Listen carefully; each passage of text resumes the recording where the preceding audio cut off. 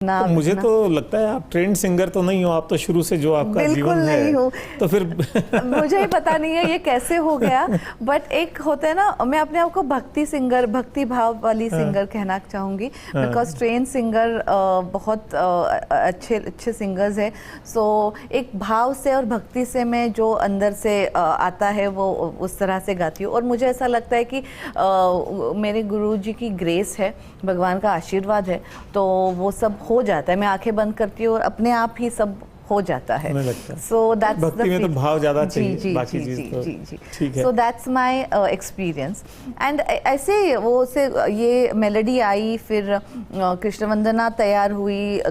Covid में हम गए थे, मेरा वीजा भी नहीं था, 4 दिन में वीजा आ गया। बताओ, कनाडा का वीजा? या वो तो बहुत टाइम लगा करता था। बताओ। सो मेरे एजेंट भी बोल रहे कि मैडम ऐसे कैसे, ऐसे गुरुजी ने बुलाया तो मुझे जाना ही है और वीजा आना ही है। तो ऐसे सारी चीजें ना, तो हम गए, फिर वो नाम जोड़ रहे थे, फिर मैंने वो लिया और फिर वो जोड़ा, 108 नाम तैयार हो गए। फिर उनकी एक मेलोडी थी जो गुनगुना रहे थे वो बेंगलोर में एक बार, तो वो मैंने बोला कि ये मेलोडी में बैठ सकते हैं, हिज लाइक बिठाओ।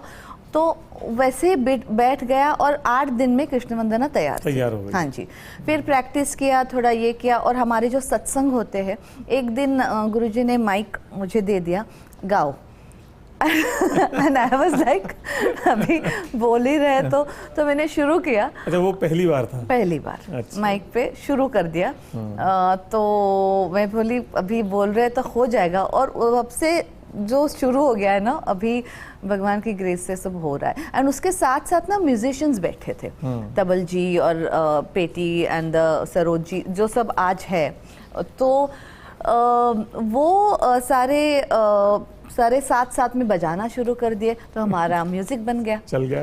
और उसके बाद रियाज करी होगी कोई? हाँ, रियाज तो ऐसे ही सत्संग में ही रियाज, रोज गाने गा के। तो लाइव करने का बहुत इजी हो गया। फिर स्टूडियो में जब रिकॉर्ड कर रहे थे, मैं बोली मुझे ऐसे वो स्टूडियो में मैकेनिकल नहीं होगा, तो सारे लोगों को बुलाया, एक लाइव सेशन किया और उसको रिकॉर्ड। अच्छा, वैसे? हाँ, वैसे सामने कुछ लोगों को बिठा बिकॉज ऐसे में लाइव गाना इजी हो जाता है। तो सुदेश भोसले जी के स्टूडियो में हमने मुंबई में रिकॉर्डिंग किया।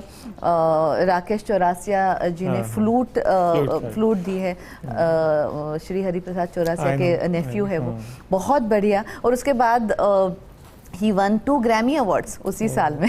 तो मैं बोली कृष्णा, भगवान आपके ऊपर स्माइल कर रहे हैं।